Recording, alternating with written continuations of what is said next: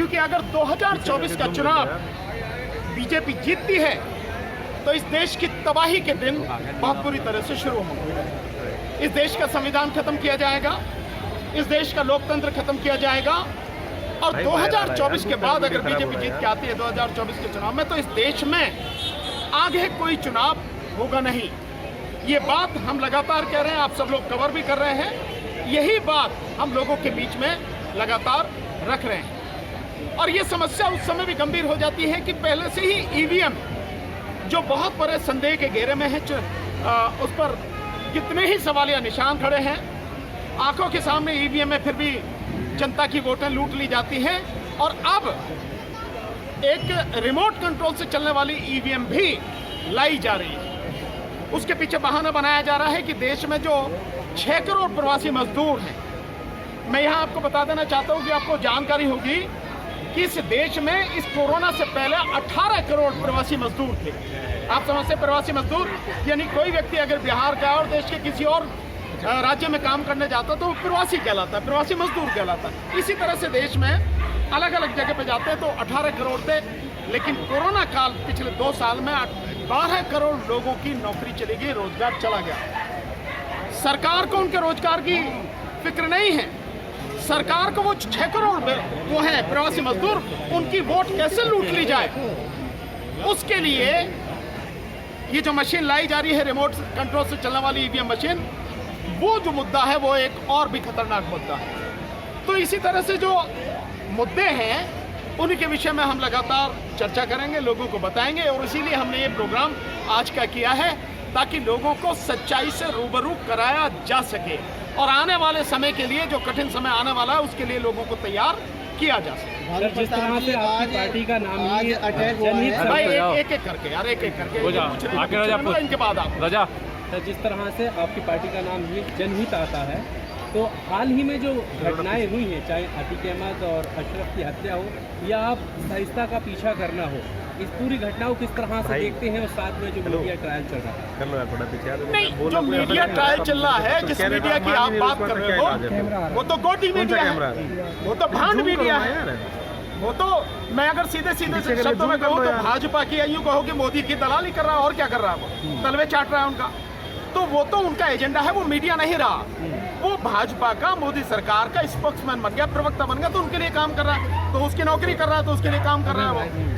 बात बाकी मीडिया की जिसकी बात कर रहे हो आप लोगों की, मैं समझता हूँ उस पर मीडिया ट्रायल नहीं हो रहा, उसके सच को जानने की कोशिश की जा रही है और उस हत्याकांड का जो सच है वो बड़ा भयानक है और उसके माध्यम से पूरे देश की जनता को और एक समाज विशेष को डराने की बड़ी घिनौनी साजिश है। आप कल्पना कीजिए कि उस मामले में सुप्रीम कोर्ट में जो यूपी पुलिस है उसने कहा कि अतीक अशरफ और इनकी सुरक्षा की जिम्मेदारी हमारी, ठीक इसी तरह से हाई कोर्ट में उन्होंने कहा और उस सबके बावजूद अत्याधुनिक हथियारों से लैस यानी AK-47 से लैस 20 सुरक्षाकर्मी उनके बीच में आके 3 लोग सरेआम कत्ल कर देते हैं और जब वो कत्ल करते हैं, आप सबने देखा होगा वीडियो, उनको मार के उन पर लगातार गोली चलाने, 30 राउंड गोली चली यानी 30 गोलियां चली हैं, लेकिन जो 20 पुलिस वाले हैं उनमें से किसी एक ने भी अपनी पिस्टल या अपनी AK-47 तक अपना हाथ पहुंचाने की या पिस्टल को निकालने की कोशिश नहीं की है। पर 3 आके लोग इस तरह से सरेआम मीडिया के सामने कत्ल करते हैं। आप समझ रहे हैं कि उन लोगों ने जैसे बात कही जा रही है कि साहब हमने फेमस होने के लिए क्या किया, उनका है, लोग डरते हैं कहने से, लेकिन मैंने बार बार मीडिया के सामने कहा और आज फिर कह रहा हूं, ये सरकार द्वारा कराया गया, जानबूझकर कराया गया कत्ल है और ये इसलिए कराया गया क्योंकि सतपाल मलिक साहब ने जिस तरह से पुलवामा कांड को लेकर सवाल उठाए हैं उससे मोदी पूरे तरह से घेरे में आ गए। तुम कैसे हो सकता है कि 4-5 घंटे जिम कॉर्बेट पार्क में प्राइम मिनिस्टर का जो फोन ही न मिले? सर क्या सर आप कह रहे कत्ल हुआ है, बीजेपी के लोग कह रहे वध हुआ है। वध, हाँ, यही जो भाषा बोल रहे हैं, यही भाषा देश के लिए बड़ी खतरनाक है। जिस वध की बात कर रहे हैं ना, अगर ये लोग वध करने पर उतर आए जिनके वध की बात कर रहे हो आप, फिर आपको मैं समझता हूँ देश की धरती भी कम पड़ जाएगी। सर योगी जी ने शामली में कहा, तो इसका मतलब साफ है जो मैं कह रहा हूँ कि वो सरकार द्वारा कराया गया कत्ल है। हाँ। भाई अगर वो इस भाषा को बोल रहे हैं कि वध किया है तो मतलब साफ है कि योगी सरकार द्वारा, मोदी सरकार द्वारा जानबूझकर कराया गया कत्ल है। वही तो बात मैं भी कह रहा हूँ। ये कत्ल है। और वो 3 लोग जो लाए गए वो इसलिए क्योंकि पुलिस ने अभी 2 दिन पहले उसके बेटे का एनकाउंटर किया और लोगों का एनकाउंटर किया, पुलिस पर वो आरोप ना लगे इसलिए 3 लोगों को किराए पर लाए। हाँ, वो भी एनकाउंटर ही, बस पुलिस ने नहीं किया, उन लोगों के माध्यम से कराया, इतनी सी बात। लेकिन सर योगी जी जिस तरह से कह रहे हैं यूपी के अंदर कानून का राज है और उन्होंने ये भी कहा कि गर्मी निकाल दी, तो उसकी तारीफ करेंगे आप? नहीं, आप इसे कानून का राज कहेंगे? कह रहे गर्मी निकाल दी। अगर सरकार ने इतनी बड़ी सुरक्षा दे रखी है, हाई कोर्ट सुप्रीम कोर्ट में एफिडेविट दे रखा है, उसके बावजूद भी सरेआम मीडिया के सामने कत्ल हो रहा, तो क्या ये कानून का राज है? अगर यही कानून का राज है तो जब निजाम बदलेगा, जब सत्ता बदलेगी, फिर यही कानून का राज चलेगा। खुश रहोगे इससे? यही चाहते हो कि यही कानून का राज हो? आज तुम्हारे हाथ में सत्ता है, तुम गुंडागर्दी दिखा रहे हो, कल जब ये सत्ता दूसरे हाथों में आएगी वो भी यही काम करेगी, उससे खुश रहोगे?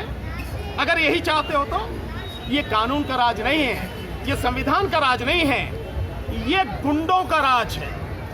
और ये गुंडागर्दी जो चल रही है ये देश के लिए ही नहीं, सभी के लिए बहुत बहुत दुखदाई होगा। आपको लग रहा है जंगल राज ऐसी स्थिति है? नहीं, जंगल राज तो इससे बढ़िया राज होता। कहाँ जंगल राज है भाई? हाँ। ये तो जंगल से भी खतरनाक राज है भाई। हाँ, राम राज्य सर। रामराज होगा। हाँ, तो रामराज में भैया जैसे शंभू ऋषि को मार दिया राम ने, अगर यही सब कुछ है तो भाई यही रामराज अगर चल रहा है तो भाई हम इस रामराज का विरोध करेंगे, पूरी ताकत से करेंगे और देखें कैसे रामराज चलेगा। ये भी बता रहे, घोषणा कर रहे हैं आपके सामने। सर, छत्तीसगढ़ में अभी अटैक हुआ है और नक्सलियों का अटैक हुआ है, 11 जवान शहीद हुए हैं। आप उस बारे में क्या कहना चाहेंगे? भाई मुझे पता नहीं क्या हुआ है, मैंने देखा नहीं क्योंकि मैं तो अपने प्रोग्राम में लग रहा हूँ। उठा रहे हैं। अगर है तो ये लॉ एंड ऑर्डर की सिचुएशन है, पर सरकार निपटे इससे। पर सर जिस तरह से योगी सरकार की जो कार्रवाई है उसको कानून व्यवस्था दुरुस्त बता रहे हैं वो लोग, तो इससे बहुत सारे लोगों में खुशी है, जश्न मनाया गया है, लड्डू बांटे जा रहे हैं। मैं समझता हूँ, मैंने तो देखा नहीं कहीं इस तरह की कोई बात हुई है। और अगर ऐसी है तो ये बहुत गंभीर स्थिति है कि सरकार द्वारा कराए गए कत्ल पर अगर आप लड्डू बांटेंगे, जश्न बनाएंगे, तो फिर मैं वही कह रहा हूँ कि जब निजाम बदलेगा, जब सत्ता बदलेगी, तब क्या करोगे? तब भी लड्डू बांटोगे क्या? हो इस बात के लिए तैयार? ये जो सारी चीजें और जो लोग लड्डू बांट रहे हैं वो वही लोग हैं जो इस देश को तबाह करना चाहते हैं। जो लड्डू बांट रहे हैं वो वही लोग हैं जिनका देश के संविधान में विश्वास नहीं है, वो वही लोग हैं जिनका कानून में विश्वास नहीं है, जिनका जो है सिर्फ और सिर्फ सत्ता उनके हाथ में बनी रहे, उसके लिए वो सारे काम कर रहे हैं। यही है। तो क्या अभी शाइस्ता परवीन जो फरार चली है उन पर जो है इनाम भी बढ़ाया गया है, तो क्या उनको कानून का साथ देते हुए सहयोग करना चाहिए, सरेंडर करना चाहिए? इस देश के हर व्यक्ति को कानून और संविधान के तहत काम करना चाहिए, हर व्यक्ति को। और वो सरकार हो तो उसकी ज्यादा जिम्मेदारी। अगर कोई नहीं करता है, ये देश के लिए बड़ी गंभीर स्थिति है। पर जिस तरह की जो कार्रवाई चल रही है उसको लेकर सर आप क्या देखते हैं? क्या इस तरह के भी आरोप लग रहे हैं कि शाइस्ता परवीन मुस्लिम है, इस वजह से उनको ज्यादा निशाने पर लिया जा रहा है? यार, मुसलमानों को दिख नहीं रहा है क्या? ये बार बार कहनी पड़ेगी कि मुसलमानों को किस तरह से टारगेट किया जा रहा, समझ में नहीं आ रहा। बार बार आपको टारगेट किया जा रहा है और ये उस समय किया जा रहा है जिस समय एक तरफ देश का प्रधानमंत्री जो वो कहता पसमानदा मुसलमानों को साथ लाने के लिए, उनकी भलाई के लिए नौटंकी की जा रही है, और यही पसमानदा मुसलमानों का कत्ल किया जा रहा, फिर भी आपको नहीं दिखाई देता। और कुछ मुझसे दिखाने की, कहने की जरूरत है? मेरे मुंह से ही कहलवा हो गया। ये सब कुछ सबके सामने हो रहा, सबको दिख रहा है क्या हो रहा है। बात आपको समझने की है। अगर आप नहीं समझेंगे तो यही हाल रहेगा, और जो हो रहा है शायद इससे भी बदतर होगा। इसलिए हम बार बार लोगों को जगा रहे हैं, बार बार लोगों को बता रहे हैं कि 2024 के लिए ईवीएम की लड़ाई में हमारा साथ दीजिए और बैलेट पेपर से चुनाव करवाने के लिए हमारे साथ खड़े होइए और बीजेपी को उखाड़ के फेंकिए, नहीं तो देश की क्या बुरी हालत होगी आपकी कल्पना से बाहर। सर, आप कानून के बड़े जानकार हैं, आप सुप्रीम कोर्ट में प्रैक्टिस करते हैं, आपको क्या लग रहा है जिन 3 लोगों ने गोली चलाई उनके खिलाफ क्या कार्रवाई बनती है, कानून सम्मत क्या हो सकता है? जो सरकार जो बात कर रही है, जो एनकाउंटर की बात करती है, ठोका नीति की बात करती है, तो सरकार के पास तो था ठोक ही देना था वहीं के वहीं। भाई उन तीनों को वहीं ठोक देना था। क्या बात थी, क्यों नहीं ठोका? क्यों? क्योंकि बाकायदा सरकार द्वारा कराया गया है। जय श्री राम के नारे लगे, वो नारे किसी के भी लगा लो, इससे क्या फर्क पड़ता है? एक सतपाल मलिक जी का बयान आया है, उन्होंने कहा है कि अगर बीजेपी 2024 में जीत गई तो देश बहुत बुरी स्थिति में चला जाएगा उसके बाद। यार, अब सतपाल मलिक जी कह रहे हैं तो तुम भी ये बात करो, मैं तो इतने समय से कह रहा हूँ। मतलब मेरी बात का कोई मतलब नहीं है, मैं इतने समय से कह रहा हूँ कि बीजेपी अगर 2024 में जीतेगी उसका एक कारण है केवल ईवीएम। ईवीएम रहेगी तो जीतेगी, आप नहीं हरा सकते चाहे जितनी भी आप कुछ कोशिश कर लीजिए। ईवीएम हट गई, बैलेट पेपर से हो गया तो 40 सीटें बीजेपी को नहीं आएंगी।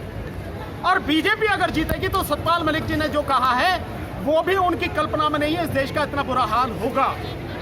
मैं होम मिनिस्ट्री की जो रिपोर्ट है, इंटेलिजेंस की जो रिपोर्ट है, मैं उसके मुताबिक बता रहा हूं 6 महीने में जीतने के बाद 6 महीने में ही हिंदू राष्ट्र की घोषणा होगी और इस देश में जो हाल होगा आपकी कल्पना से बाहर है। इसलिए बार बार जगाने की कोशिश कर रहा हूं, 2024 से पहले जागो।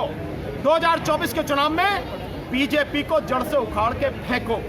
यही तुम्हारा सबसे बड़ा धर्म है आज की तारीख में, यही तुम्हारा फर्ज है, यही तुम्हारा कर्तव्य है। अगर इसमें चूक गए तो फिर तुम चाहे जो करते रहो, कुछ बचेगा नहीं। सर आपने सारी बातें की, आपने कहा कानून का राज नहीं है, आप कह रहे हैं कि जुल्म हो रहा है, मुसलमानों टारगेट किया जा रहा है, लेकिन आपने अतीक को लेकर ये नहीं कहा कि अतीक माफिया था, उसने लोगों के साथ गलत किया, ये इसको आपने एक्सेप्ट नहीं किया। अगर कोई माफिया है या कोई भी है, या तुम भी माफिया हो या मैं भी माफिया हूँ, इस देश में संविधान है कि नहीं है, कानून है कि नहीं है? उस आदमी को पुलिस ने पकड़ा, उस आदमी पर मुकदमे चल रहे, कोर्ट ने सजा की, तो काम कोर्ट का है या किसी 4 गुंडे आके करेंगे काम? अगर इस तरह से होगा तो हर कोई हथियार उठा लेगा और हर कोई हथियार उठा के जिसको चाहेगा उसको ठोक देगा। तो ये कानून का राज चाहते हो? ये कानून का राज नहीं है। देश में संविधान है, कानून है, न्याय व्यवस्था है, उसके अनुसार जिसको जो दंड मिलना है, जिसके खिलाफ जो कार्रवाई होनी है, वो उसका काम है। उनका काम आप हाथ में लेके कैसे करेंगे भाई? मेरा मकसद सिर्फ ये है, किसी का इस देश में कसाब को फांसी की सजा हुई कि नहीं हुई? हुई नहीं हुई? इतने लोग मतलब जितने कसाब ने मारे शायद ही किसी ने मारे होंगे, लेकिन बावजूद उसको पकड़ा गया, उस पर मुकदमा चलाया गया, करोड़ों रुपए खर्च हुए उसको स्पेशल कोर्ट बनाने के लिए, उसके लिए सेल बनाने के लिए, बावजूद उसके मुकदमा चलाया गया, मुकदमे का फैसला हुआ, कोर्ट ने सजा दी और उसके बाद उसे फांसी की सजा दी गई। ये है नियम, कायदा, कानून। इसी तरह से होगा, नहीं तो कोई भी किसी को मार देगा और फिर भैया ना तो पुलिस तुम्हारी सुनने वाली है ना अदालत सुनने वाली है। यही राज चाहते हो, बीजेपी वाले यही चाहते हैं। एनकाउंटर आज स्थापित हो गया है तो आपकी इच्छा है। एनकाउंटर आज स्थापित हो गया, आपको लग रहा है यूपी में? नहीं, एनकाउंटर चल रहा है, एनकाउंटर चल रहा है, बट एनकाउंटर का मतलब ये नहीं, एनकाउंटर का मतलब यस, ये जो डॉक्टर साहब कह रहे हैं ये है। बताओ डॉक्टर साहब इनको। एनकाउंटर का मतलब ये नहीं होता है। एनकाउंटर पहले डाकू होते थे, डाकू दोनों तरफ से गोली चलती थी। एनकाउंटर का मतलब ये नहीं होता है कि दोनों आदमी के हाथ में हथकड़ी और कोई भी आदमी आके उसको मार दे। और इस देश की पुलिस में, अब मैं कह रहा हूँ, इस देश के नेताओं में, इस देश की पुलिस में इतना कलेजा नहीं है कि आमने सामने बदमाशों का एनकाउंटर करने की हिम्मत भी कर सके। एनकाउंटर तो बहुत दूर की बात है। और किस तरह से मानते हैं, हम मारों में पकड़ के लाते हैं, कनपट्टी पर रख के गोली मारते हैं, उसे एनकाउंटर दिखाते हैं। एनकाउंटर होते हैं मुठभेड़, मुठभेड़ के लिए चाहिए कलेजा, और कलेजा है नहीं। असद का एनकाउंटर हुआ या हत्या हुई? स्वाभाविक है यार, उसकी हत्या की गई, पकड़ के उसे मारा गया है। सारी चीजें, केवल असद नहीं, जितने लोग हैं जिनके साथ में सब कुछ। आप मुस्लिम क्यों कह रहे हो यार? तमाम बंदित लोग हैं, सबके साथ हो रहा है। तेलंगाना में उन्होंने कहा कि अगर इस बार हमारी सरकार बनेगी तो मुस्लिम रिजर्वेशन जो इलीगल है उसको समाप्त कर दिया जाएगा। आप देखिए किस तरह से देखते हैं इसको, जबकि मुस्लिमों का रिजर्वेशन कहाँ है यार? मैंने तो सुना नहीं मुसलमानों का रिजर्वेशन है भाई। देखिए, बीजेपी जो है मुस्लिम कार्ड खेल के लोगों को गुमराह करना चाहती है। इस देश में मुस्लिम को टारगेट करके वो पूरे 90% लोगों को अपने अधिकारों से वंचित करके रखना चाहती है। जनता के नॉलेज में ये जनता की नज़र में मुस्लिम को टारगेट करके कुछ चंद लोग हैं इस देश पर शासन करना चाहते हैं। मुस्लिम तो एक बहाना है इस देश में 90% लोगों को गुलाम बनाना। ठीक है, जो आप बात कर रहे हो बीच बीच में हर बार में मुस्लिम को लेके आ रहे हो, मुस्लिम टारगेट नहीं है। मुस्लिम तो एक बहाना है। मुस्लिम बहुत सारे लोग उनके रिश्तेदार हैं, इसमें मुस्लिम का कुछ पार्ट है जो इनके टारगेट पे है। मुस्लिम, आप ये देखिए, जो भैया ने पूछा कि आप उसको क्रिमिनल नहीं बोल रहे, योगी को पूछो उनकी लिस्ट में कितने सारे और जो क्रिमिनल है, जिनके पास 100 क्रिमिनल केस है और संगीन केस है, वो क्या क्रिमिनल नहीं है? उनको आपने क्यों नहीं बोला कि वो क्रिमिनल है? सिर्फ एक आदमी को क्रिमिनल बोल रहे हो, और क्रिमिनल अगर है तो क्रिमिनल की या संविधान है या कानून है, एक तरीका होता है सजा देने का। किसी आदमी को ये जो बहादुरी नहीं होती कि दो आदमी के हाथ में हथकड़ी बंधी हो और कोई भी आदमी आके मार दे उसको, तो कोई भी आदमी मार देगा, 10 साल का बच्चा गोली मार देगा उसको। तो ये बहादुरी नहीं होती ना, ये कोई कानून का राज होता है। इसको आप सीएम की कुर्सी पे बैठ के कुछ भी बोल दो कि मैंने मिट्टी में मिला दिया, कुछ भी मिला दिया, ठीक है? ये संविधान खत्म नहीं हुआ यूपी में। ये मुस्लिम कह के केवल राजनीति खेली जा रही है, ध्रुवीकरण किया जा रहा है और कुछ। धन्यवाद।